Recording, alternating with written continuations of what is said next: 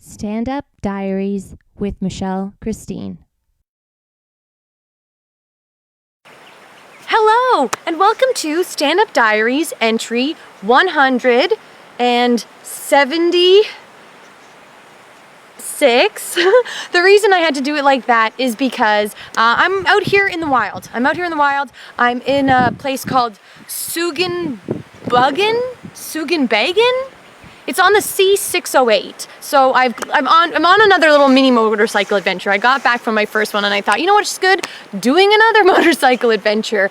And I actually got this bike. So Dean and I rented bikes for us together to do the Great Ocean Road. I left the Great Ocean Road because I knew I wanted to do it with him. But there was this GS Girls Weekend, which are like girls that love riding GSs. I love riding a GS. That was just north of Sydney.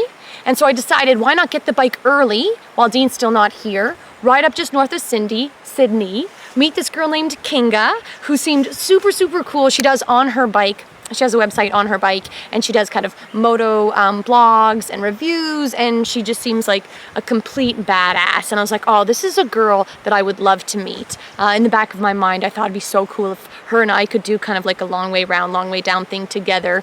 So I'm gonna try to sell her on that idea, and we could do something cool, pitch it to Netflix, right? I'm always thinking, and hopefully she's super cool, but she seems like it, so I can't wait to meet her and the girls. And it'll be nice to kind of just ride with some people, especially women, because I don't ride with that many women back really ever. I'm trying to think of what women I actually do ride with. I don't think I ride with any consistently, so that would be kind of good to open the door to that. Because growing up I liked sports, and I was just a bit more of a tomboy, and I kind of didn't fit in with a lot of kind of groups of girls that existed. And to know that out there's these girls doing off-roading weekends in national parks in Australia, that's exactly who I want to start to meet, because I think I'll fit right in. And right now I'm actually cooking. Oh, here's my pot. I'm literally warming up some water to have a really gourmet meal. Noodles that you just put boiling water in. And I'm kind of, I think it's called the Sugenbagen Creek. Maybe I'll walk up to it in a second. I can definitely hear it in the background, which is nice to just hear. And yeah, so I'm gonna meet her, then I'm gonna come back. So Dean's gonna arrive on the 6th of November. Unfortunately, this weekend was 4 through 6. When I talked to Kinga, she's like, yeah, it'll be the first weekend in November. And I thought, that's probably gonna work out perfect with Dean coming, but it didn't quite work out perfect, because there is a day that Dean arrives that I'll just be leaving the weekend. So I'll probably come back on the 7th and he'll arrive on the 6th, but rented him a bike. And then the two of us are going to do the Great Ocean Road. And yeah, what's great about this rental place, the Off-Track Rentals, where we got the bike, is that it comes perfect for off-roading. So the bike has crash bars, it's got skid plates, it's got a mount for a GPS that I've been using, so it's been super amazing. And Off-Track Rentals are just, I would say they're pretty close to Melbourne, so close to the airport, which is nice. And then I'm also wearing some of their gear. So this is Dry Rider gear. They rent this as well. It fits pretty nice.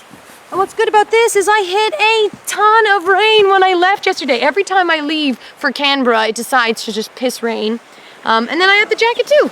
So it was nice. And this is actually one of the more form-fitting, I guess it just is my size, outfits that I've had. So I actually I feel slightly feminine, which is kind of nice actually. So and I did not get soaked to the bone, which was amazing. Like, it's never like pleasant riding through a bunch of rain, but after the rain, you get to do something like this, where basically I decided to go the Berry Way, which is like my first kind of off-roading experience here.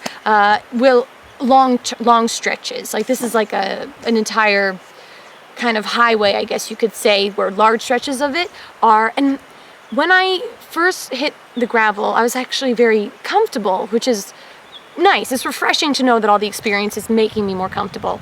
And then when I got to kind of where some of the mountains were, it was just breathtaking. I'm tired right now, but it was breathtaking. And the reason I'm tired is because yesterday I set up tent, and actually the first place I'd set up tent when I first did my adventure, just by Rosedale, a place called Willow Park.